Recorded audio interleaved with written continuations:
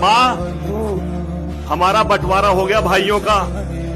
मैं सारे कागज ये जायदाद के और ये पैसा सब मैं भाइयों को देकर आ रहा हूँ, लेकिन मैं तुम्हें नहीं दूंगा। ये फैसला हुआ है, सारी जायदाद सारा पैसा मैं उन्हें दूंगा, लेकिन मैं तुम्हें नहीं दूंगा।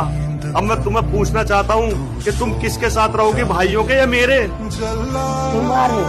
मेरे साथ रहोगी? दे दूं सब कुछ उन्हें? दे दूं सब कुछ दे दूं? मेरे पास रहोगी पक्का? इंशाल्लाह। तो मैं देख आ रहा हूँ। अच्छा, तुम मेरे पास रहना जिंदगी।